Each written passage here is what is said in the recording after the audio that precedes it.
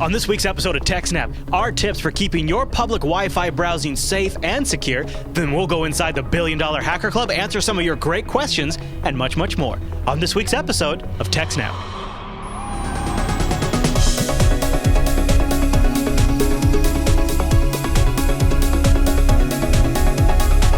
Everyone, and welcome to TechSNAP. This is episode 153 of Jupiter Broadcasting's weekly Systems Network and Administration podcast. We stream this episode live on March 6, 2014. This episode is brought to you by our three fine sponsors, GoDaddy, Ting, and iX Systems. And of course, our live stream is powered by the incredible Scale Engine over at scaleengine.com. Go check that out. My name is Chris, and joining us every single week is our host, the admin, the tech, and the teacher, Mr. Alan Jude. Hey there, Alan.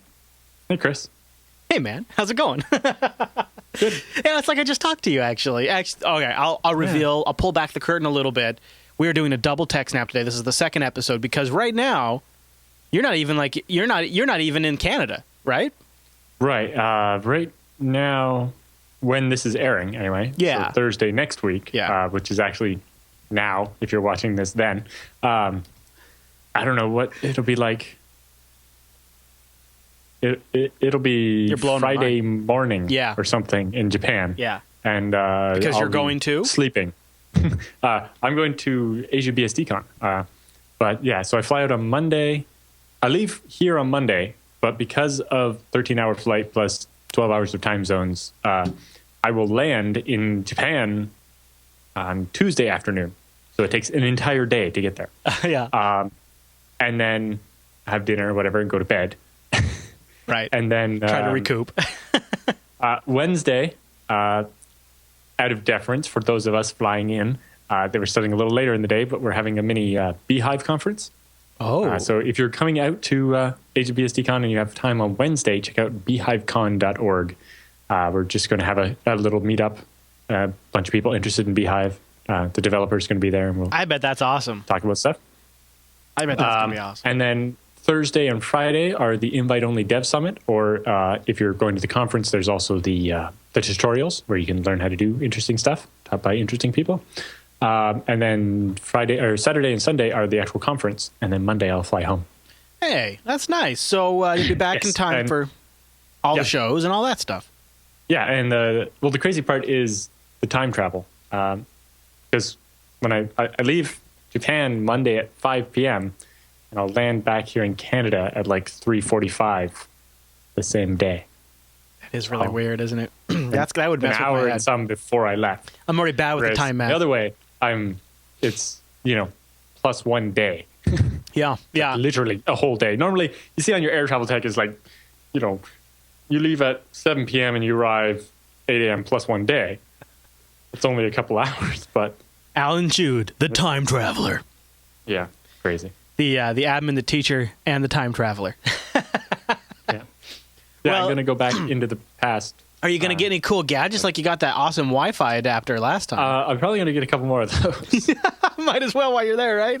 Yeah, I'm going to look around and see what I can find. Yeah, that was my favorite part of your trip. Quite a time. The cool stuff you came back with. So I'm looking forward to that. Well, Alan, we got a big show today. We got some Wi-Fi, public Wi-Fi access tips. We got some great emails, some great feedback, all kinds of stuff. So I want to start. I want to clear the decks. I want to get us ready, get us on the on-ramp by thanking our first sponsor this week, and that is GoDaddy.com. And you guys know we got those new top-level domains like .photography, .estate, or .guru. Well, go grab yourself a .guru before Alan buys them all up and get 15% off when you do it. Use the promo code GO15OFF3. Now, let me be clear. GO15OFF3, that's all one word. GO15OFF3 will get you 15% off anything new in your cart. Doesn't have to be one of these top-level domains. But the opportunity is there. They're available now. They get snapped up quickly. So if you've been thinking about grabbing one for a future project or something you're working on right now, you could get 15% off. But it also could be hosting. It could be Office 365. It could be their new website builder. It could be all kinds of things, a .com, a .net. Just use that promo code GO15OFF3. GO15OFF3 is just for the TechSNAP audience, and it'll take 15% off new products. Get a host. Get whatever you want. I would say get a .guru. I think a lot of you out in our audience, or .photography. I was just checking, and they're disappearing really fast. Yeah. Like the first 5 I can think of are already gone. So you better hurry up and get them before everybody else does. And might as well get 15% off when you do it with the promo code GO15 off 3. So a big thank you to GoDaddy for their longtime support of the Jupiter Broadcasting Network and the TechSNAP program. Go grab yourself a .guru and then let us know if you. Oh man! So you could have I could have Chris at something.guru. Like there could be some fun email addresses I could come up with. Yep. I'm hoping in the future we get an email question from somebody with a .guru domain. That would be really cool. And they could use Go 15 off 3 to get 15% off when they do it over at GoDaddy.com. Okay, Alan. So let's start with I teased it a little bit, but public Wi-Fi. You're about to start traveling. You're going to be in airports. You're going to be at restaurants, coffee shops, whatever. You're going to be exposed to public Wi-Fi a lot, and so there's probably a few things. There's probably a good point in this show right here. Just talk a little bit about Wi-Fi hygiene. Yep. So this is a story over at Forbes, kind of about why hackers love public Wi-Fi and what you can do to make yourself safe. And say wireless routers are inexpensive, require minimal setup, and can cover wide physical areas. Unfortunately, these very properties also make them enticing targets for hackers. Sure. We've seen how often wireless is set up poorly. The proliferation of public Wi-Fi is one of the biggest threats to consumer data. This is David Kennedy, who's a founder of the information security firm TrustedSec. Yeah. The fact that anyone can join the network is what makes it unsafe, says Matthew Green, who's an assistant professor at Johns Hopkins Information Security Institute. Heavyweights. A password login to join the network might feel reassuring, but if everybody knows the password, it's no better than not having one at all. One extremely common attack involves a hacker setting up a public Wi-Fi hotspot of their own at your favorite Wi-Fi watering hole. It is likely to have a name very similar to the hotspot the business is actually running, right? So go up to a Starbucks and create a Wi-Fi hotspot called Starbucks or Starbucks 2 or something. Or Starbucks courtesy Wi-Fi or something like that. Yeah, something that looks... if you capitalize it and make it look better than the other one, people will think yours is the legitimate one. Yeah, make it look and now marketing. They're connecting to you, right? And once they're connected to you, you can control all their traffic. Before connecting to any hotspot, ask an employee for the shop's full network name and carefully check that it matches the one you're connected to on your Wi-Fi menu. But most importantly, use SSL for everything you can, because that will ensure that it's encrypted, and so somebody can't see the password to your Gmail when you go there. Especially useful for things like Gmail because you have in Firefox and Chrome, you have certificate pinning for those, so that even if they were using a man-in-the-middle type attack, it would still warn you because of the certificate pinning. But if you can, use a VPN, right? If you're going to be traveling and using public Wi-Fi a lot, if you have some other server you can VPN to, so that all your traffic is tunneled in one tunnel, and then you can get it onto the internet somewhere where you can trust it's not going to be tampered with, that's always better. Mm-hmm. Yeah, for sure. Right, because then they'll just see one big stream of data going off somewhere. Yeah. I'm looking at this too, like from our audience perspective, flipping it a little bit, because a lot of people watching could be the people that are implementing these wireless networks in the first place. Yep. What do you think of, like Mysticism in the chat room's asking right now, what do you think of something like Captive Portal with a free radius box? And one thing you could do is you say, you're on our Wi-Fi if you see our Captive Portal page pop up first telling you you're on the official Wi-Fi. Right, but you can fish. You can make a phishing page that looks exactly the same. Yeah, that's true. And on the other one. Yeah. But But it does help. Yeah. The way I saw it done at the hotel I stayed in Poland was if you wanted to get on their Wi-Fi, you went up to the counter and asked, and I think they only did it if you had a room number or whatever, so they want to know your room number. Yeah. But they would print out this little receipt for you that had a username and password on it that was good for 1 hour. Okay. And then that would only let one device on. And if you wanted a second device, you had to get a second ticket. The other thing, like in the case of like a coffee shop or a public setting, is maybe just printing out the SSID and saying this is the official SSID of Starbucks or of the bookstore. Putting it up on a sign. Yeah. But sometimes what places want to do is making sure that somebody buys something before they use the Wi-Fi. Like McDonald's. And so, right. But if you did it so that it was on, if the Wi-Fi information was on the receipt, and it was good for you for an hour clever. from when you make a purchase, then it makes you have to make a purchase every hour to keep using the Wi-Fi. Yeah, okay, that's pretty clever. And that requires something like a free radius so that you can actually have usernames that work and expire instead of just having a single password. So I have two questions for you.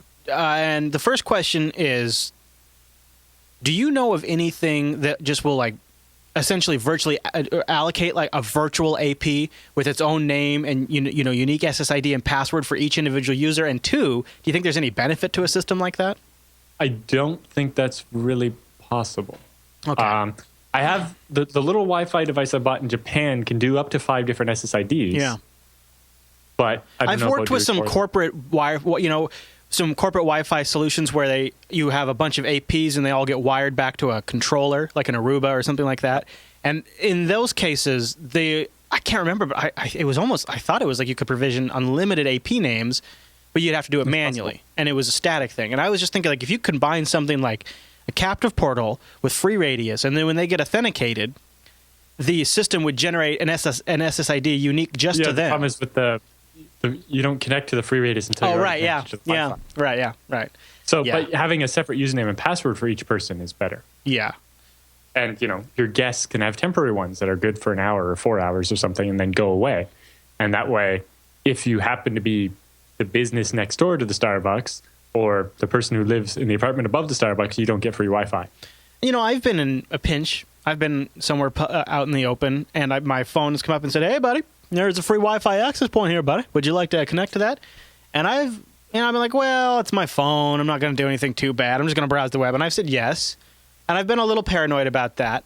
There's not a lot of tools like on a smart device to determine if you're being screwed with or not. You're kind of, locked into those apps.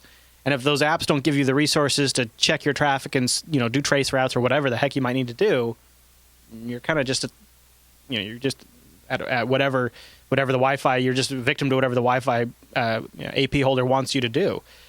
Maybe some bogus DNS or something like that. So a VPN is probably your best option across the board, because that's something you can do on your side. Do like port filtering or deep packet inspection. But you can, if you control the server and stuff, you can probably set up your OpenVPN to listen on like port 443 so that your OpenVPN looks like it's actually connecting over SSL. Like it looks like it's accessing a website with SSL rather than looking like a VPN, and then it will more likely get through any firewalls restrictions that on the Wi-Fi. I was just trying to come up with something that we could actually expect average users to do, because that's really where the problem lies. Advanced users, they're going to know some of these things, but average users, expecting them to do a VPN, it's right. Anytime you have to enter a password, you add like these multiple psychological barriers to entry. The bigger thing with a VPN is you have to have somewhere to VPN into. Yeah. Which means, having a PFSense at home. Or a monthly VPN service. Having a monthly VPN or VPS service where you can run the VPN and all that kind of stuff. Yeah. There's not a lot of great options out there. It does make me think about it. Well, OpenVPN can do TCP or UDP. Because, if you're on bad Wi-Fi, like on a train where it's spotty, then you could have all kinds of issues. UDP, you have a lot of packet loss, but, maybe it eventually gets there, whereas when you're doing TCP, you get huge delays because packets have to arrive in order with TCP. Maybe. This might be a good... you have any other thoughts on that? No, that's about it. Because this is probably a good spot to mention. There's one way you could do it is with our sponsor, Ting. So go to TechSNAP.ting.com, because one of the great things about Ting is you just pay for your usage. And Ting offers a range of products from phones, but specifically I was thinking for this particular scenario, they also have mobile access points, those little MiFi devices. And this is kind of a great deal because you can get this Novatel MiFi 5580 for $130 out of the door. And that's if you go to TechSNAP.ting.com. That'll give you the discount to get that. And then it's just a flat $6 a month. It's a $6 hotspot after that with no contract and no early termination fee. And actually using the really awesome and intuitive Ting dashboard, you can turn it on and off even. And so this is something you could keep in your drawer with zero guilt and just screw public Wi-Fi. Use your own connection. And since Ting's only going to charge you for the time you're using it, you have your own private connection. Now, you still have to worry about the general internet, but you already have to do that regardless of wherever you're connecting at. And Ting also offers a whole range of awesome Android phones, All Ting phones include hotspot and tethering if the device supports it. That's just part of the Ting plan. So is voicemail, so is caller ID, so is text messaging, so is picture messaging. It's all included. So is the no-hold customer service, the awesome self-help forums. All of that is included. You can get started by going to TechSNAP.ting.com. Ting has no contracts, no early termination fees, a powerful online control panel lets you take control of your account. You can monitor your usage, which is great when you're checking your data. They got a savings calculator, so you can plug in information there, get a really good idea of what you'd be looking at. My bill's about $30 a month. There's no bundling of ride-along services, no surprises, no gotchas. That MiFi access point, if you got that, if you wanted a $6 hotspot, look, you're going to get a MiFi access point. It's going to be a flat $6 and then taxes. And then if you use it for a couple of days, Ting will just charge you for your usage then. And if you just let it sit in the drawer for a month, no big deal. You're out $6 at all. $6 that's a pretty good value and it's worth it. And that's one way you can bring your own network with you. You can bring your own security. If you couple that with using a VPN and using SSL, you're going to be in a pretty good spot. And you're going to be pretty safe online when traveling. So go to techsnap.ting.com.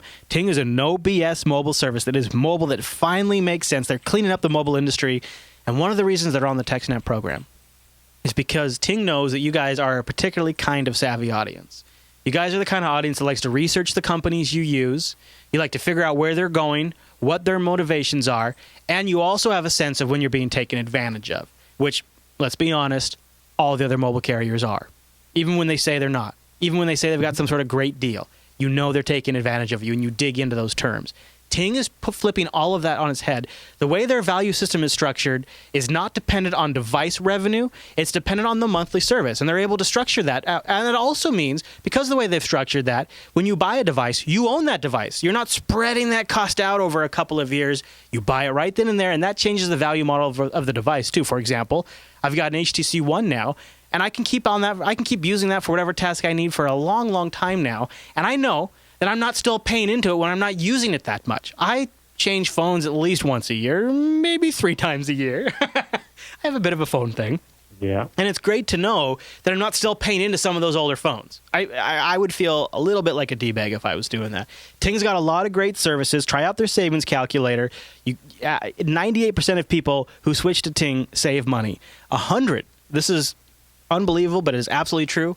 100% of small businesses with 10 or more devices that switch to Ting, 100% save money.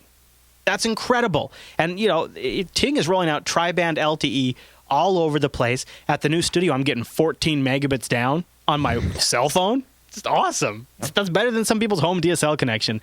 So go over to techsnap.ting.com, check out the devices, check out the control panel, watch the demo, see what I've been talking about. I think you'll be really impressed. And finally, go vote with your wallet. Go give your monthly money to a company who you can believe in, who you believe is also cleaning up the mobile industry. When you send your money to Ting, you are financing their revolution of the mobile industry. And that sounds like I'm being facetious. I'm actually very serious. They are making the big players sit up and take notice, and that's an awesome thing to be part of. So techsnap.ting.com, and a huge thank you to Ting for sponsoring the TechSNAP program. Love it. Okay, Alan, this next story, should I say this next story takes us inside the woo-woo hacking collective? Is that right? Kind of. Well, they haven't really been a big thing in the last 10 years. It's more of a it's like a little bit of the Wayback Machine. Yeah. So what's going on? So there was back in 1996 to about 2003, there was a hacking collective called WooWoo, and TechCrunch recently did like a little bit of a retrospective on them and some of their former.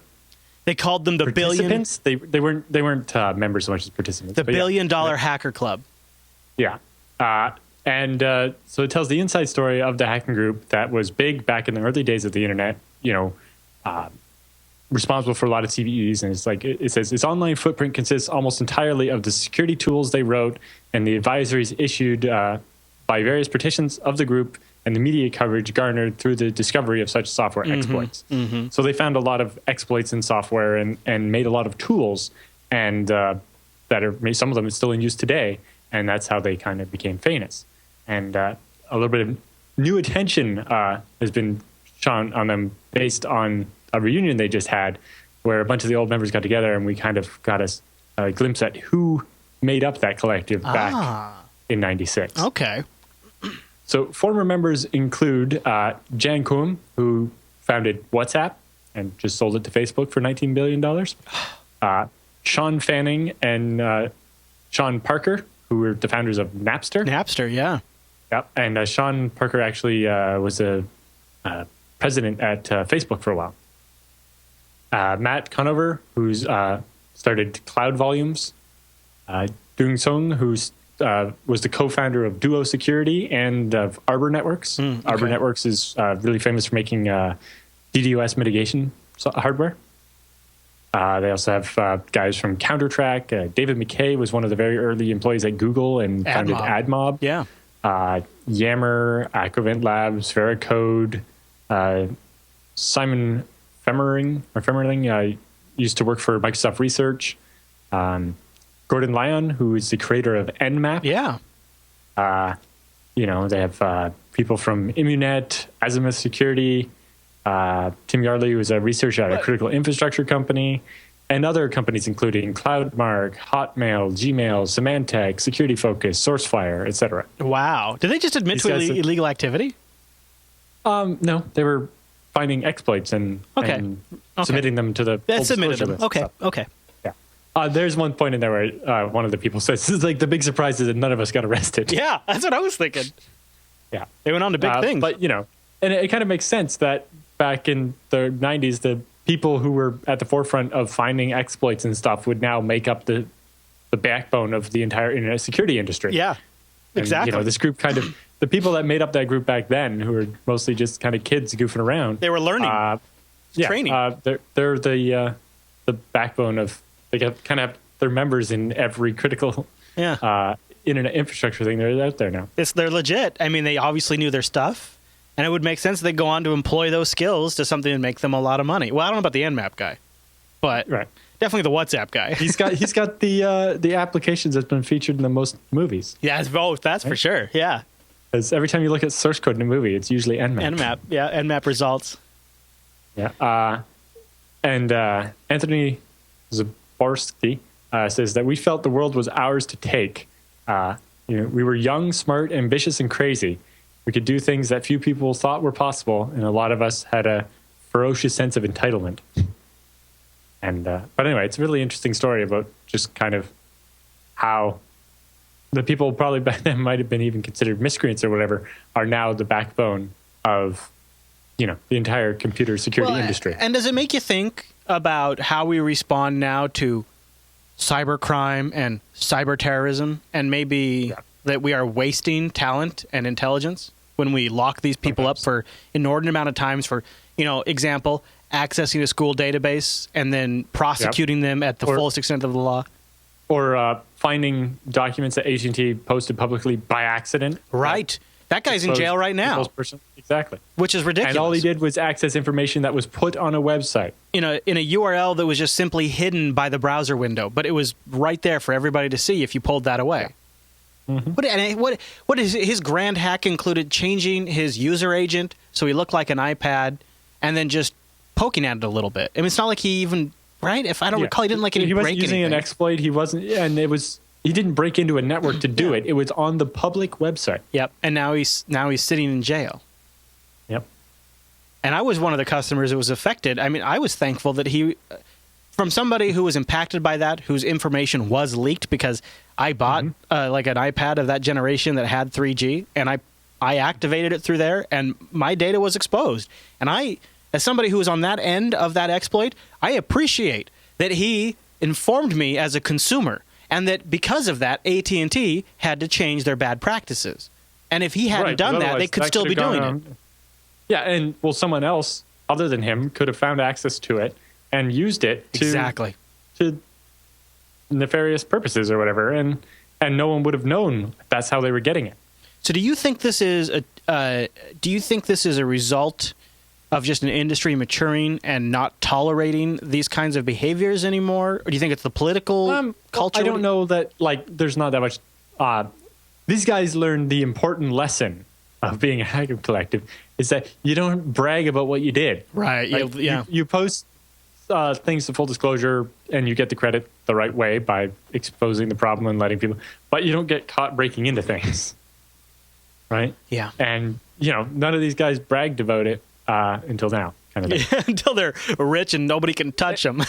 Yeah, until, it was all stuff that happened more than 10 years ago. Yeah. Or some of it's almost 20 years ago now.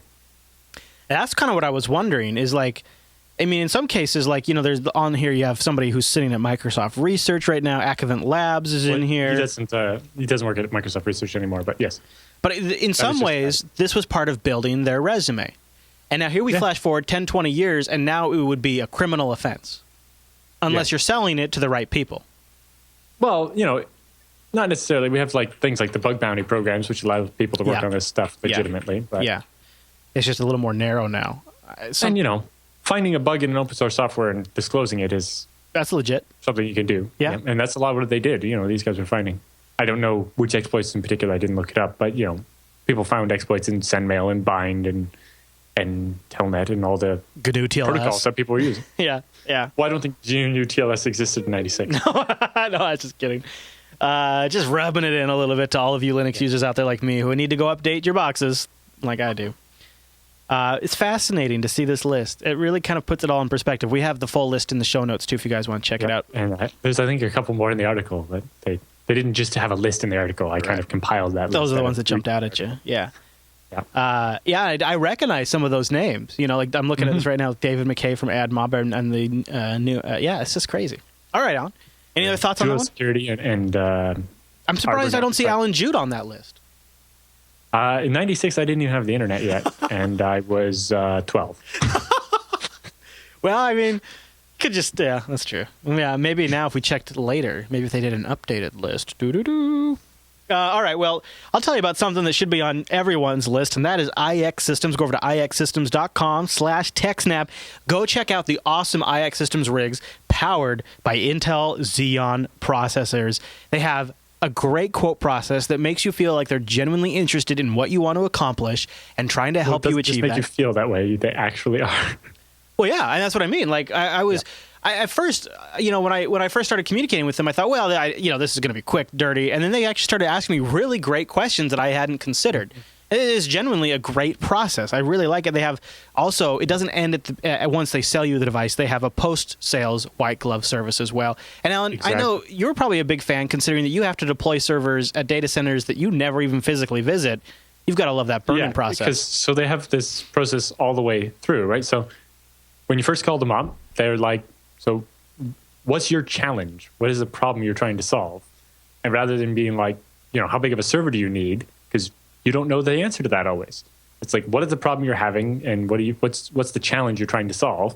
And then by communicating that to them, they can help you figure out what server will solve that problem for you. And then after that, you get all your technical questions figured out, and they build it for you, and then they test it so that when you get it, it's going to work. And it's nothing worse than you get your brand new file server set up, and you get the RAID set up, and you're going, and then the drive dies, and now you're like, well, we need to stop using that until we can replace that drive because we don't want to risk data loss. And then the boss says, what did we just spend all that money on? It's like, well, we have the server and it'll be fine. It would just take another week to get the replacement parts. Yeah, they don't like hearing that. And it's like, no. No. And so the burn-in process helps a lot with that. Yeah. But also they have this configuration worksheet where they send it to you and it's like 2 or 3 pages and you just fill it out and they'll configure the box for you. Like right down to, I want the BIOS settings set this way. And gosh, that's great if you're shipping it to a data center. Exactly. I want the IP mic configured this way so it can connect to it via the VPN and it's on this VLAN or whatever. And I want it set so that, it turns on as soon as the power gets connected. And I want the boot order set to this and I want this set up this way. And they'll just get it all done for you. What's great is they can install the OS and partition it however you like, and Yeah. Also, I've dealt with hardware OEMs and vendors where you really are you're a little shaky on what their grasp of the technology is that you're asking for. But IX Systems literally has decades of experience in computer hardware, software, and storage. They have engineers that come from diverse backgrounds. Many longtime contributors to open source projects like FreeBSD. I mean, these guys they have a deep bench of software experts, hardware experts, and really amazing hardware partnerships too that sort of give them a lead over other hardware manufacturers. Yeah, like there was a story on Slashdot the other day about Dell charging money to install Firefox. Yeah. And it was causing a big uproar. And somebody mentioned that, if you want your Dell systems to come pre-configured with the BIOS set a certain way, they charge extra for that. Yeah. And IX doesn't. It's like, give me a break, Yeah. Yeah, they've got everything from free NAS minis for your home or small business all the way up to their true NAS line and, Yeah. big there was one boys. on their Facebook, if you go back a little bit, where it was like 400 terabytes. I'd take it. It's just like somebody made like 2 pallet loads of hardware for this giant system to store 400 terabytes of data. I could do it. I could take it. Yep. Hey, and look at this. They're doing a post on their What's New page. Introduction to the free NAS development by John Hickson. Hickson's. Yep. Hickson. Hickson. He'll be giving, I think, the same talk in Japan, so I'll get to see it in person. Oh, cool. Yeah, they're going to be at Asia BSDCon, aren't they? Yep. Well, say hi to him for me. I will. So go over to ixsystems.com/TechSNAP. That lets them know you heard about it here on the show. You can also grab their ultimate guide to buying a new server for open source, which includes 11 key traits that you must absolutely demand from your provider. It's a free guide. You just grab that while you're over there. Going to ixsystems.com/TechSNAP lets them know you heard about it here on this show, and you appreciate them supporting the TechSNAP program and the Jupiter Broadcasting Network, and then dig around. I think you'll be really impressed. I've been buying server hardware for 15 years, and this is the best company I've ever ordered anything from. So I can just say that's right up front. I've wanted to work with IX Systems for years because they are that great. So go over to ixsystems.com/TechSNAP, see what we've been talking about, see why Scale Engine uses them everywhere. Yep. And so does really. I mean, I've got them here at Jupiter Broadcasting too. Yeah, my house is full of it. I'm thinking for the new studio, potentially an IX Systems box for the PF Sense firewall. I think that could be really sweet. You've got me. That's what I did. Yeah. I got a little short depth, low power one. You could get one based on it. They have a short depth based on that same Atom that's in the FreeNAS Mini. Yeah. Although I bet Supermicro has a board that's based on that, but it has 4 gigabit Ethernet ports on the Atom board. That might be something. Although I do. You probably only need 2, but if you want to do separate networks or you never know, it might be nice. All kinds of stuff. Yeah. Well, because then depending on your setup, you might want like say a SAN to separate the storage from the regular network so that the storage has its own dedicated gigabit. I don't know exactly how to pull this off, but I was thinking about getting a cable line and a DSL line. So, and I don't know if I want to use. I think you probably want to be for failover, or maybe like Skype goes over whichever line which seems to perform better. I don't know exactly how I would do that, but you can do a couple different things that way. You should be able to do connections coming from this machine go out this thing, and this machine goes out the other way. But how would I say all Skype traffic goes out this interface? Route based, but you would Skype probably configure that one with a either a separate VLAN or network or something. Yeah, and just have the Skype machines on that network. A different default gateway. Yeah. Have different settings. Yeah, and I could just have all the Skype machines just use that for everything, really. But since I would 98% of the time be doing Skype traffic, it's going to be a challenge. But whatever I come up with, I'll talk about it here on the TechSNAP program. That'd be awesome. As I don't know how many people out there want to bring in multiple internet connections, but I have a sense that that's probably more than just me. It's been a thing that people have talked about before. I've done it on FreeBSD with just statefully balancing that. So when you make an outbound connection, it would randomly choose one of the 2 connections, and then your connection to that IP address would always use the same one. Okay.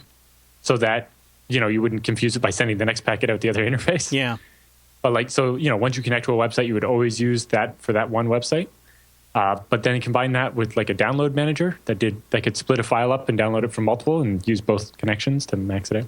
Back when I had 5 megabit cable and 1.5 megabit DSL. Yeah. And it's like, oh my God, I managed to get to 8 megabits or something. It was ridiculous. Here at the house for a long time, I did it by separately, and I went down to 1 connection just to save money. But for a long time, I did it like how you were suggesting. I had separate networks, and that really is, when I think about it, the most straightforward way. I know people out there probably like something a little. I wonder if it'd be possible just with VLAN tagging, so I didn't have to physically isolate and separate the networks. Yeah. It depends on basically if you have a switch that supports it, then yes, you can easily do it. Yeah. Because otherwise you need the network card and the computer to support it, and doing that on like Windows and stuff is hard. But I wouldn't do it on Windows. Yeah, the $200 Netgear switch I have, it does it. So Yeah, I might. Does that Netgear Like, my switch you whole have house a fan? Is it loud? Or is yes.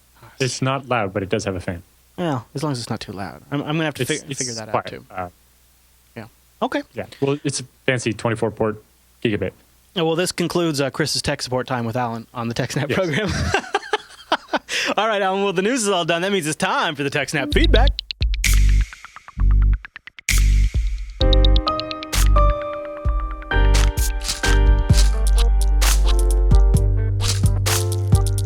Thanks for sending your emails to TechSNAP@JupiterBroadcasting.com or pop in that contact link at the top of the Jupiter Broadcasting website, or even better, start a thread in our subreddit over at links.techsnap.tv. And Alan, our first question comes in from Christopher, and he has a HIPAA compliance question. He says, "Hello, Alan plus Chris. Thanks so much for the great show. It always inspires me to learn more and patch my S. Have either of you ever had to work with HIPAA, that's the Health Insurance Portability and Accountability Act compliance? I have a client with zero IT infrastructure who is in service agreement with Xerox Cloud, one of the many pricey vendors who boast of HIPAA compliant service. This isn't working out, though.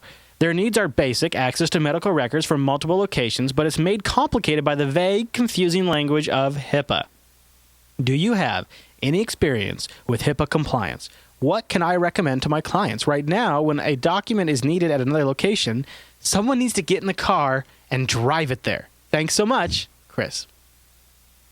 Yeah. See, that's the problem with the standards like HIPAA or even the PCI DSS is they're very vague language where oftentimes you can look at it one day and decide that, yes, you comply with that. But then after something happens and you read it again, and be like, I guess technically maybe we didn't. Or different auditors can have different interpretations too. Yeah, and it's like, different is that good contractors. enough or not? And Yeah. stuff. And a lot of times the wiggle room is there so that they can still blame you for stuff no matter what you did. Well, and on the other side, like these services like ShareFile and Xerox Cloud will use the wiggle room to make their services quote unquote HIPAA compliant.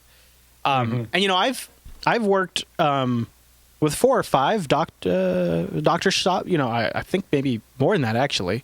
Especially when I was filling for other contractors, they had clients at doctors' offices, huge. I mean, really, and all of them were under HIPAA compliance. And I'm being straight with you. None of them knew what technically was HIPAA compliant or not. They were just doing their best and would always use an abundance of caution and just try to shoot for compliance by being too careful and by not doing certain things and just hoping that made them compliant. And I'll tell you the flip side to that is if you recommend something that later on is not HIPAA compliant, that's your neck. They're going to fire you. They're going to end that contract. They're going to whatever it is. So it's one of these things where if something doesn't sit with you well and you want to push against it, if what you ended up recommending doesn't work out for HIPAA reasons, that looks really bad. So it's a really tough spot to be in. And especially, something as contentious as this, and something that isn't properly followed up on by any regulation or regulator or auditor. Or just is poorly defined. Yeah, it's really hard. You're in a really tough spot. And I hate to have to say this, but I honestly think to cover your own butt and the company that you're working for, you kind of have to go for these services that charge more and claim they're HIPAA compliant because, that passes the blame buck. It passes the blame onto someone else. Yeah. This isn't a great way to do it. I hate having to say it, but it really is. Yeah. And sometimes I wonder if that's what these things are designed to do. It just adds so much bloat and cost to everything. Citrix can take something like Dropbox that is a free service, and they can charge a $40, $50 a month charge on it and just put a HIPAA stamp on it because they use SSL. And it's, or they make sure that each user's stuff is encrypted with a different key so that it's harder for one user to get access to another user's files. So fundamentally, you just have to make sure that you can secure customers' medical records. That's what HIPAA is about. It's about medical confidentiality. Of course, it doesn't apply to the NSA, but it applies to you. So whatever solution you implement has to be encrypted, has to be secure, and you have to be verifiable that you're doing all of those things. And I tell you, man, I've been in your position a lot, and there's not a great answer. And you're often pushed to go towards the vendor who sells based on HIPAA compliance. And that's probably just what you have to do. Even if it's Xerox Cloud. Because if you think about it, even if Xerox Cloud costs a lot of money versus something that it's equivalent and maybe just as secure or more secure, it's still probably cheaper than driving documents between locations. Back and forth. Yeah. That's people's time, money. I mean, that's crazy. All right, this next one Gargarin. Gargin? What do you think, Alan? Garegin. Gargin. He's got a few comments here. He says, "I know you." He says, "If you guys know, there's no standard V6 to V6 NAT implementation. The logic would be that in a V6 world, there's enough addresses. Well, don't you still need NAT for VM deployments and testing? And if not, can you have multiple VMs bridged to the same NIC using different addresses, either V6 or V4? Also, I was interested in how much programming you guys know. I'm only bringing this up because Ivan Papanchak recently admonished network admins for not wanting to learn programming and the dark cloud of OpenFlow, Chef, Ruby, etc. He'd like to know our thoughts on the IPv6 stuff and on programming." Yep. So IPv6, yeah, you don't need NAT because it doesn't make any sense. Yeah, if you bridge like 10 virtual machines to the same network, you can use a block of IP addresses on each one with IPv6 or even IPv4. Like I have, if you look at a public cloud system out there, like say Amazon's thing where they have public IPs on every machine, that's the same thing, right? Mm-hmm. Mm-hmm. When you create the virtual network, it's basically the same as ports in a switch, right? So each of those machines are plugged into the switch and they get their IP addresses. Yes. So yeah, you don't need NAT in IPv6. The only reason we have NAT in IPv4 is to overload, right? To put multiple IP addresses behind one IP address. But when you have the number of IP addresses you have with V6, you don't need that. Yeah. And, you can get some of the other benefits of NAT. Like one thing that people think is a feature of NAT and is actually a side effect is stateful packet inspection, meaning that you can't, unless you forward a port, you can't connect into a machine that's behind NAT. And that's actually a side effect because when the router gets the packet, it doesn't know which machine behind NAT to connect you to unless it has a port forwarding rule. But you can set up stateful packet inspection to only allow your virtual machines to connect out and not receive incoming connections, except for ports that you allow with something like port forwarding, without actually having to use NAT. So the programming topic, what do you think of that? In the network engineering course I took, they taught us Perl for a reason. Knowing a bit of Perl and some, we also learned shell scripting. And then I've since, I taught myself PHP and I've done enough Ruby to be able to use Puppet. And yes, as a network administrator, you need to know some programming. Mm-hmm. Like you need to be able to write that Perl script, even if it's only 3 lines, that can process that log file and extract only the bits you want. Yeah. Or, in Unix, I don't even know if you call it programming, but I've written some one-liners that are ridiculous. Like, take the output of sockstat, which is actually just a modified version of the output of netstat, then pipe it, and then use awk to pull out these 2 columns, then use cut to separate those columns based on the colons, and then run them through unique and with the count and find out how many connections each external IP address has to your web server. And be like, oh, look, these 3 IP addresses are connected 1,000 times apiece. They're probably trying to do something bad. Let's block those with the firewall. Mm-hmm. And stuff like that. And, that's technically shell programming. Mm-hmm. It's just typically Unix where you're just using a bunch of pipes to string some stuff together. But, it's critical that you be able to do that. I agree. I think, So when I had network students who, moaned about their Perl course and didn't want to learn any programming. They're like, I took networking because I didn't want to do programming. I'm like, you have to do some programming or you're going to be a useless network admin. Yeah. And I'm one of those people, I think I could probably be a decent developer if I wanted to. I just don't particularly find it enjoying, and I would say I find it monotonous and tedious. Right. So it's not something I could do 9 to 5. Like, I can't really write code on demand. Yeah. If I have a problem and I'm like, it'll be easier to solve by writing a script, I can do it. And, if I'm in the mood, I'll go write some cool tool. But I couldn't just sit there on a schedule every day, sit down and write code. I'd just be able to do it. Something else I've noticed, and I don't mean to sound like I don't appreciate this amazing universe of software that we now enjoy, but and I wonder if our emailer here is doing this a bit. I also find that sometimes less savvy computer users almost fetishize developers. Like they think that because somebody can develop software, they are like the orchestrator of the system. There's some sort of God that can walk on water. And at the same, and there's this new mindset developing in the U.S. that every kid should learn how to program. Every kid. And I think people have natural inclinations for certain things, and I don't feel like development is one of my inclinations. I feel like I could do it. Basics, to every kid is a good idea. Yeah, exactly. Like, I taught this in the college. I taught this programming fundamentals course that was just understanding the logic, like an if structure and a loop and stuff like that, and just the basic understanding, because you can apply that to other things as well. Yeah. Or just it makes you understand what's actually happening inside a computer or whatever. And having having a little bit better understanding of the fundamentals, you how it's working. Every person that goes to high school to learn C. No, and I think or Java, or what. So, and the way he phrases it, Ivan Papacek recently admonished network admins for not wanting to learn programming. I could agree with some of that. Early learning enough Ruby to write Puppet scripts is important. Right. Exactly. Or like you said, Perl. Like Perl, knowing a little Perl for me has been very handy over the years, just for basic data manipulation. Most people don't know what Perl stands for.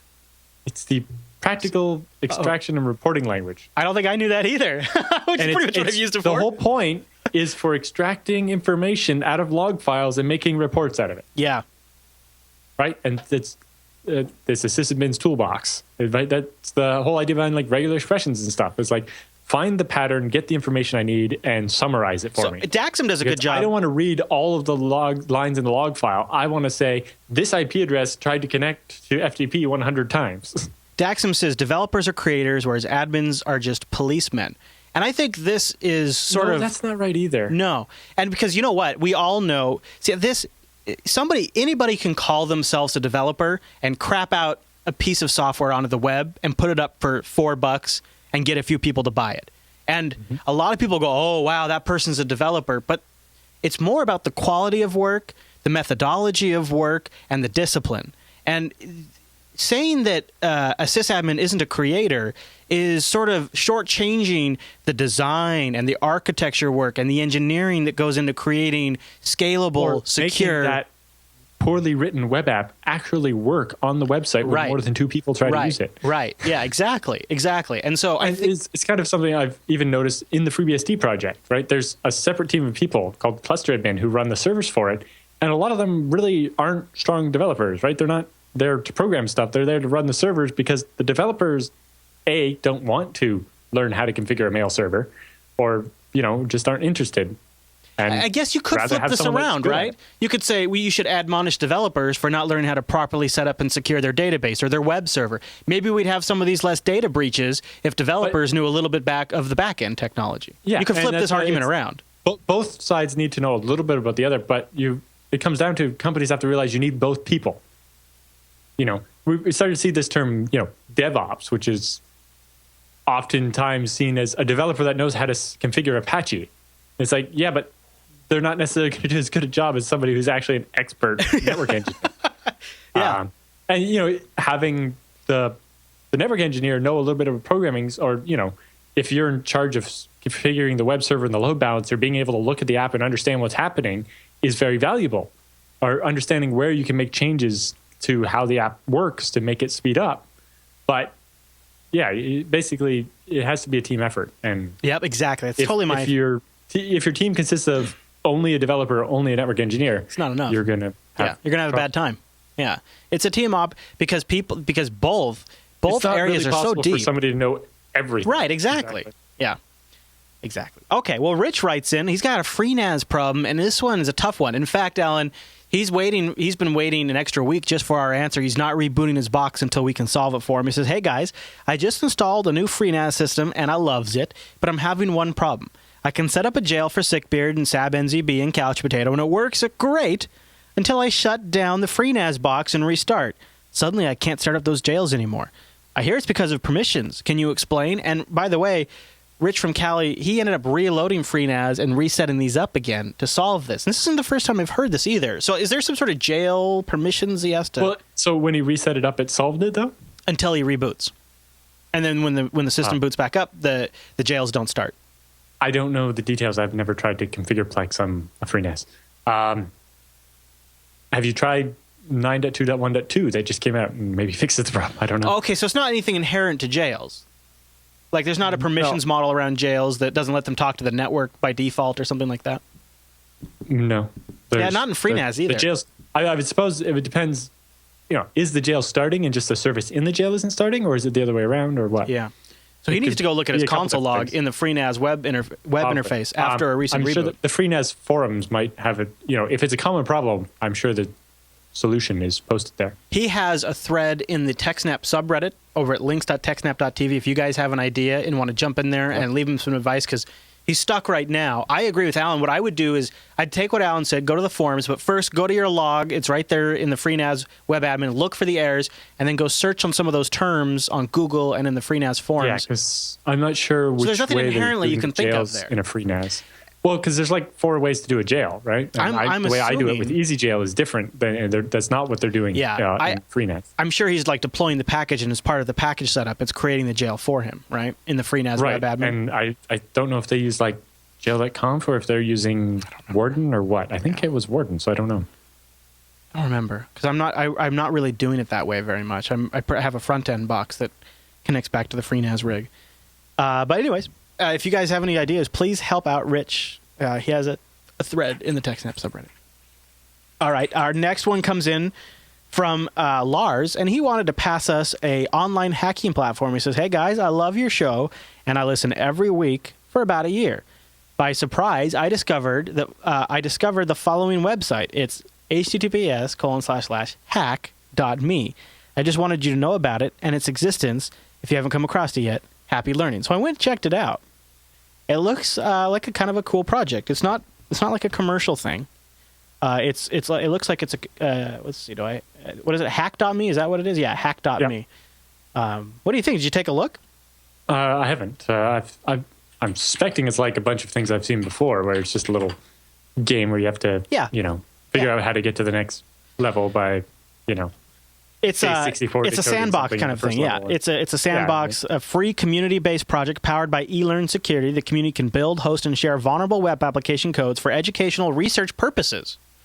It aims to be the largest collection of runnable, vulnerable web application code samples and CMSs online. That's interesting. Okay, so yeah, this is, use this website to start an old version of WordPress so you can break into it and see what's happening. Yeah, that's different. I dig that. That's cool. Yes. Yeah. I kind of what was it? Metasploit has that Metasploitable download that has a bunch of apps. It's just not web apps.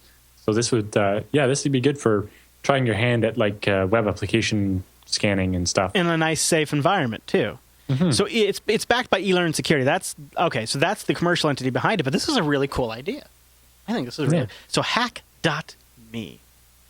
That is cool. Yeah. All right. Well, there you go. We just went through I feel like we're rocking it now. We just went through a big batch of feedback. Have tags so you can like look at like how does MySQL or how does SQL injection work, and they have one that's like this is an SQL injection vulnerability. So you can see how you go here, you type this and type that, and then boom, you have the. This is a great example of an online resource where you could go to school and get some of this kind of stuff, but this would be a great way to just sort of learn on your own and explore. Let you play with it. Yeah. All right, so we'd love to get your feedback. There's one more question that you skipped. Oh, did I? Okay, which one? The hypervisor farm? Oh, yeah, I did, didn't I? I did. Okay, so here we go. It's from, because I saw the author, I thought it was a duplicate, from Gargan again. He says, "We all know that BSD users are jails fanboys, and for a good reason.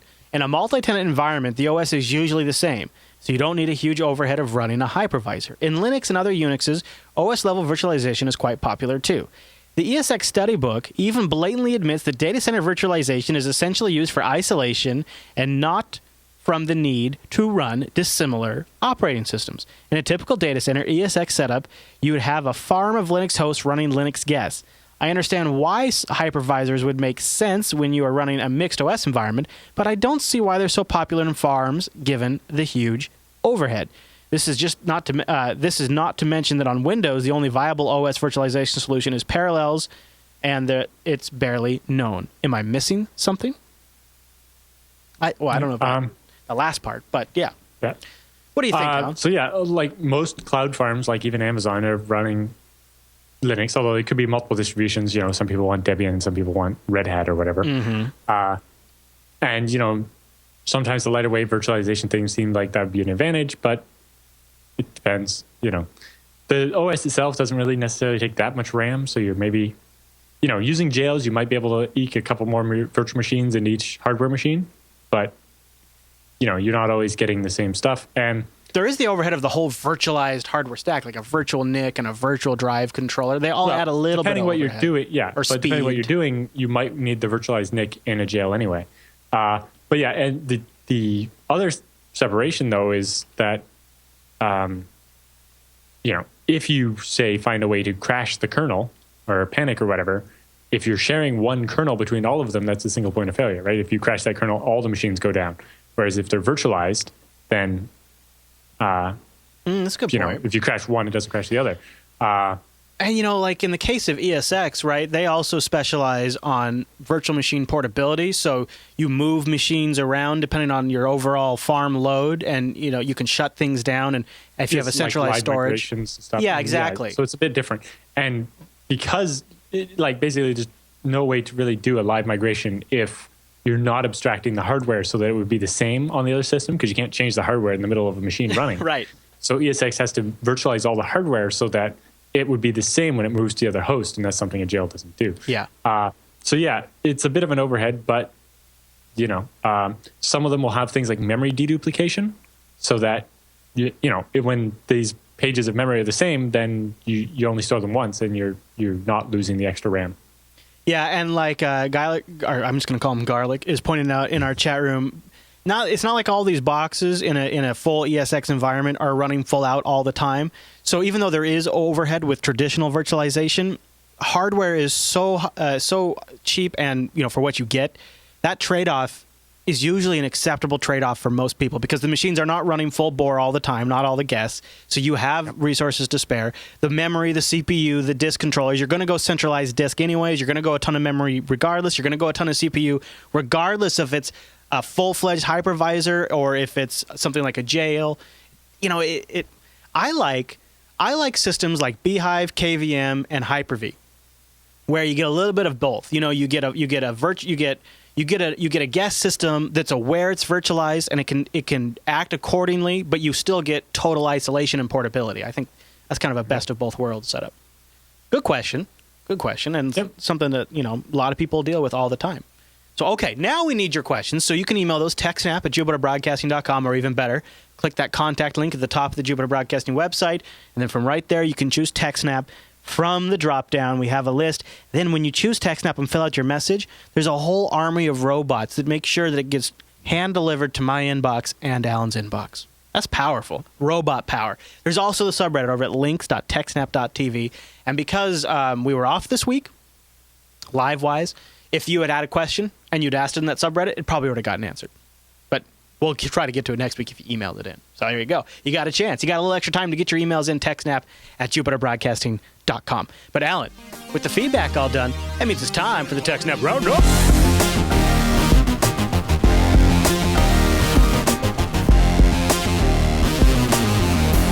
Welcome to the TechSNAP Roundup. Yeah, that's what that crazy music means. Now, the Roundup are stories that just didn't quite fit at the top of the show, but we still wanted to give you some links to follow up on your own after the show. And a lot of these links came from our subreddit over at links.techsnap.tv.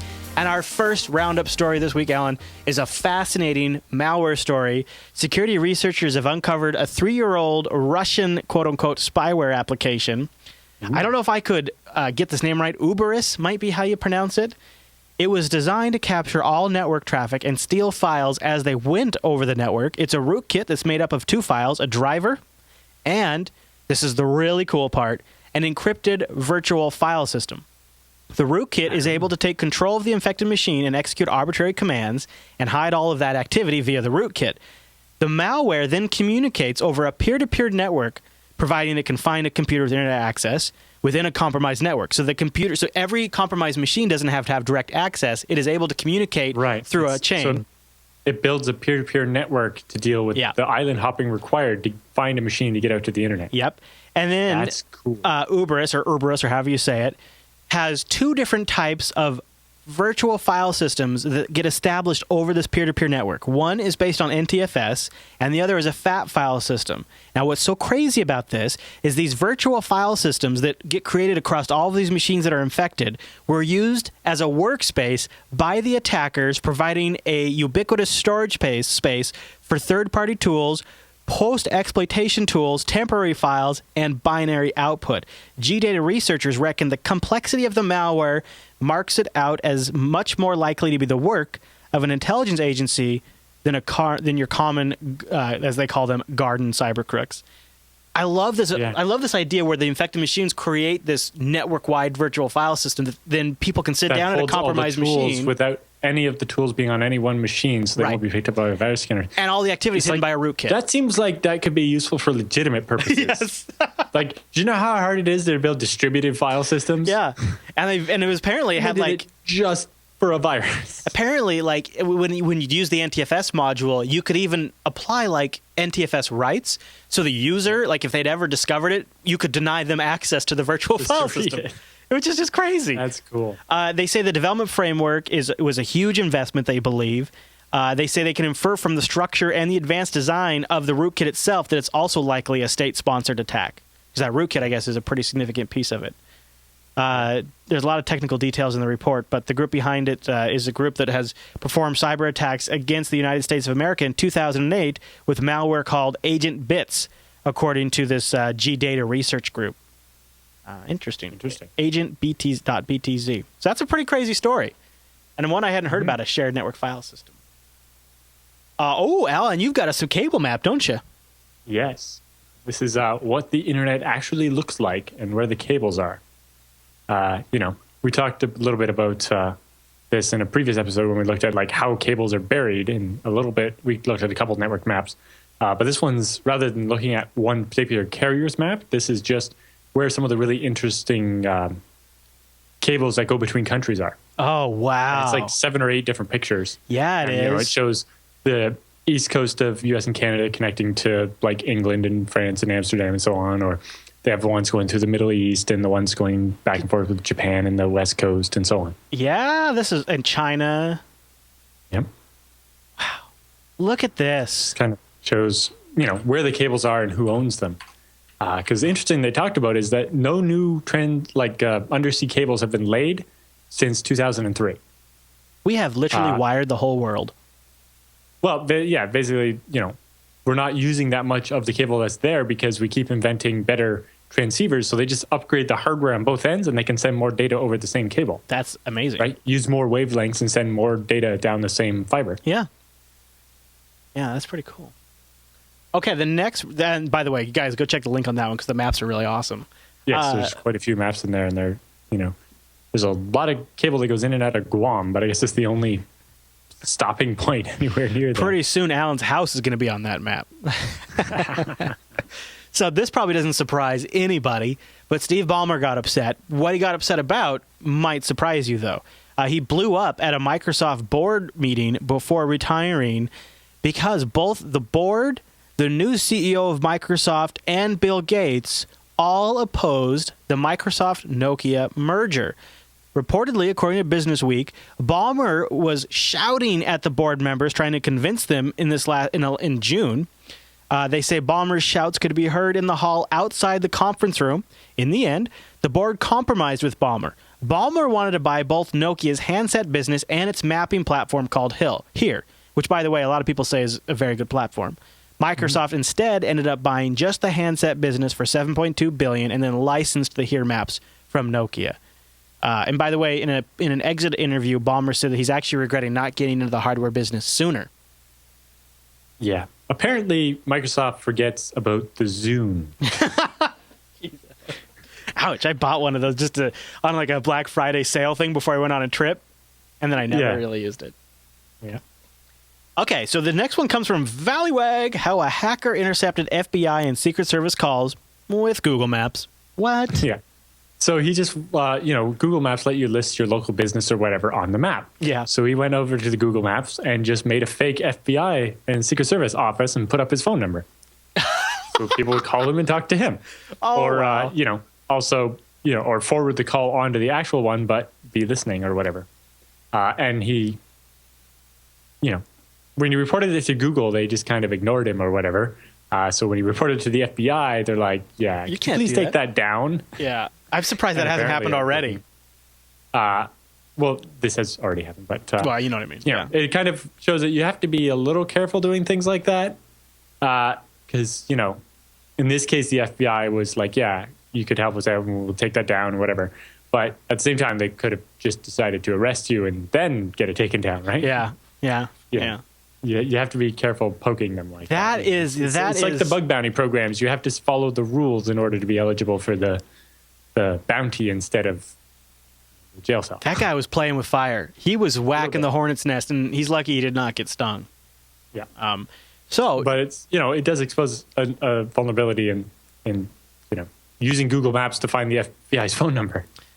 Yeah, and also maybe a bad design on Google's part where anybody can just kind of claim that until somebody disputes it. Right, but at the same time, because you could do that for a competitive business, right? If maybe you're a flower shop and you want to get the other guy's sales and they haven't put something up on Google Maps yet, you go get that and put your phone number on there and then take the orders. Put their address on there. Yeah. Give them really strange hours so that nobody will be able to actually go to the store and put your phone number. Very much so. I always, whenever I'm looking up a place like we're on the way and I want to see if they're closed, I use Google Maps to see their hours. Yeah. Yeah. Actually, Amicon says he might have got actually arrested for a few hours. Yeah.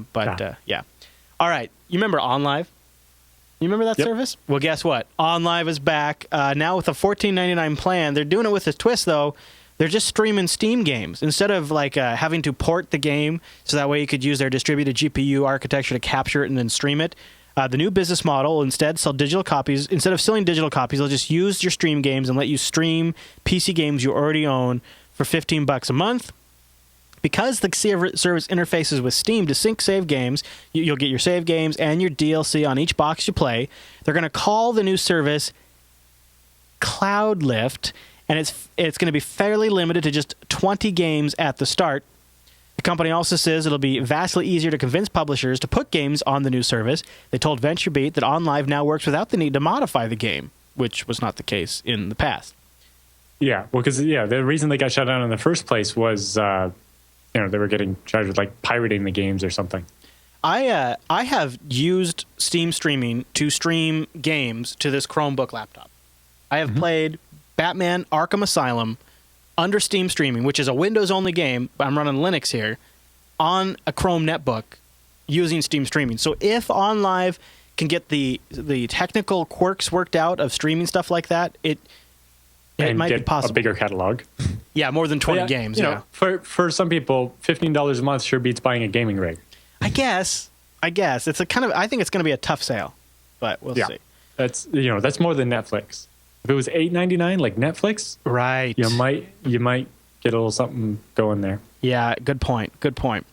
Okay, because I guess the other big difference there is that you still have to buy the Steam games.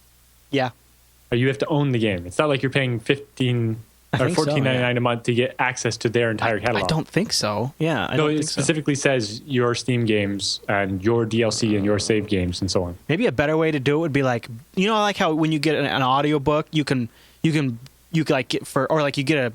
with Amazon has a system where you can buy the audio version of a book for a little bit more once you've bought the Kindle version. If Steam did something like that, where you buy the Steam game and then for a couple of bucks more, you can make it streaming capable. Yeah, but the stream. Well, see, with this online service, you pay the fee to use their hardware and their internet connection and stuff. Yeah, and then you just bring the games you already own. Yeah, that's true. Yeah, you're right. So it's not like you have to buy the Steam games the second time or anything. You just log into your Steam.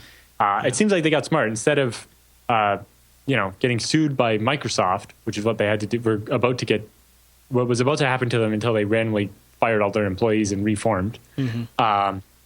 They teamed up with Steam and said, hey, you have your Steam streaming service. Can we do that as a service? And so far, they just got to get the publishers to get on board with it. So we got some slides from the RSA conference that wrapped up, and this one is how attackers spread and how to stop them. Yeah, this is Passing the Hash with Mark Rusinovich and somebody else from Microsoft. Oh, okay. And it kind of just talks about how that security system works and some of the changes they're working on and stuff. Oh. Interesting read. And it's not, they say specifically, this is not a Windows-specific problem. This is a general problem. Anytime you're trying to do some kind of single sign-on. Yeah. Where the machine that's hashing the password when you attempt it isn't the machine that knows what the password hash should be. It's a good slide, actually. This is somebody spent some serious time on this PowerPoint or whatever it is. There's chunks of websites cut out of pictures and multiple like news articles and highlights and diagrams and there's Krebs in there. This is really well done. So it's even like current, right? They got like Target stuff in there. Yeah. I guess at Microsoft they have people that know how to use PowerPoint well. That would make sense, right? And they must have honestly, they must have people dedicated to making PowerPoints because this. Yeah, I think they have like a speaker resources department or something. This really feels like somebody who knows the in and outs of this program. This is really a well done presentation. Yeah. That's great. I'm not saying that Mark Rusinovich couldn't have done that, but I'm suggesting that he probably wasn't the one that did that. I don't think so. Yeah. Hopefully he has better things to do this time, but it does look really pretty. Okay, Alan, so the question has to be asked, could best current practices really solve our DDoS woes? What do you think? Right, so there's this, you know how there are RFCs, requests for comments, every protocol has like some paper that defines how it works? Yeah. Well, one of those, there's a category of those called best current practices. And it's basically codified versions of the best ways to do things. And the best current practice number 38, which has been around for quite a long time, dictates that ISPs shouldn't allow traffic to leave their network that didn't start in their network. Right. Before and so what this would do is stop. We saw these DNS and NTP reflection attacks that use spoofed IP addresses. Yeah. Well, if traffic couldn't leave Comcast that didn't start from Comcast, then the spoof packets would be blocked there, and they would have never got to the server to get amplified and reflected and hit the victim. Yeah.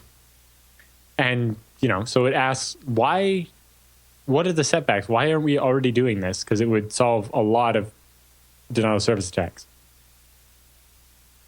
And, it links to a discussion with NANOG, which is the North American Network Operators Group. And they talk about it. And mostly it comes down to most ISPs have like sub-clients. Like, Comcast will have somebody who has a business line who has their own BGP or something. And they might announce an address space that would be outside and then have it get blocked and it's just administrative overhead. But at the same time, it's like we're risking the security of the functionality of so much with these attacks going on. With and people's businesses. And that we could be blocking if we just tried a little harder. Yeah, exactly. A kind of almost now is tradition in every roundup. We have to have a Krebs on security story. That's this one. Why common point of purchase fraud analysis doesn't always work. Yeah, so this one, there's been rumor going around that Sears was the victim of a credit card breach because, when they took a random sample of the credit cards that got breached, a bunch of them had purchases at Sears. But, that's not necessarily enough proof that there's actually something that happened at Sears because if all those people happen to, if every one of those Sears has to be in the same mall as a Target and people shopped at both, then that doesn't mean that it was Sears, right? Yeah. So, oftentimes the bank does like the CPP analysis on just like 15 credit cards. Well, when you get a very large chain like Sears or Target or something, just because it appears on all 15 cards that were compromised, doesn't mean that... just means they're big. That it was there were the source of the compromise. Yeah, they're just big. That's all that really means. Yeah. A lot of people use them. And that's why you need more information. More data. Just, yeah, more data. And good for Krebs for putting it out there and say, hey, everybody, calm down. It's got to be data based. It's got to be. You can't just start making assumptions. Yeah. Well, it's like the banks are being bitten by the fact that their fraud analysis tools are not up to the task anymore. Uh-huh. There's so much fraud going on, and especially when it's with the really big places, makes it a lot harder, right? When the place that gets broken into is like the little art supply store or whatever. Yeah, mom and pop store. Yeah, then the common point actually means something. Mm-hmm. But when it's Target, it blows up the whole algorithm. Yeah. And means that because Target got breached, that means that any other set of cards probably has a bunch of common points that will look like they were the source of the breach when they weren't. Well, Alan, buckle up because the biggest story of the week is going to be our last roundup story. Prepare yourselves, ladies and gentlemen. Mozilla is introducing a new advanced JPEG library combined with libjpeg turbo. Is going to crush other JPEGs. Not quite. It's a new library called MozJPEG, and it's uses stuff from libjpeg turbo and JPEG Crush to get apparently like 6% better compression with less quality loss. I'll take it. And importantly is mostly compatible with existing decoders. Mostly? So it means yeah, I didn't get all the details on what it doesn't. So there could be a few JPEG display things that won't work. Yeah. But it seems like that those would probably be ones that old, yeah, i.e., it's going to be Internet Explorer or overly restrictive or something. Yeah. But or some in desktop. the yeah. So, but the general idea is that if we can make the JPEGs that much smaller, then we can save that much more bandwidth on everything. And with more and more people using mobile data, that's an important thing.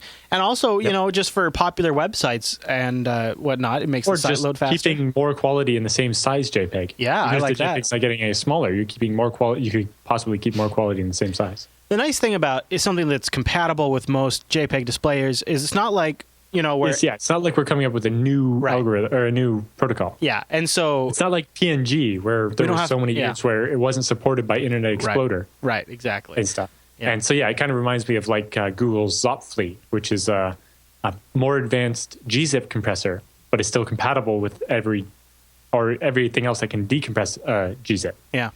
So you can get more compression than you normally get with like gzip -9, but it's still compatible with all your a standard unzipper. Yeah. Yeah, that is really cool. Yes, I did say Internet Exploder. Alan is responding to our live chat room, which you can be a part of too, because Alan, we are normally live at 4 p.m. Eastern, 2100 UTC. That's right, over at jblive.tv for the video version. Although with the daylight savings time, Europe changes at a different time. Oh yeah, so it might be all wonky for the next 2 weeks. Hate this time. So just go to jupiterbroadcasting.com/calendar. The computers will do the time math for you. You don't have to. We'll just have it automatically over there. And we'd love to get your feedback. Go over to Jupiter Broadcasting and click the contact link while you're over there and set it into the TechSNAP program. Alan, I hope you have a great trip. I hope you get to talk to lots of people. I hope everything goes well and safe. Yep. And I can't wait to hear some stories when you get back. That'll be good times. All right, everyone. Well, thanks so much for tuning in this week's episode of TechSNAP. We'll see you right back here next week.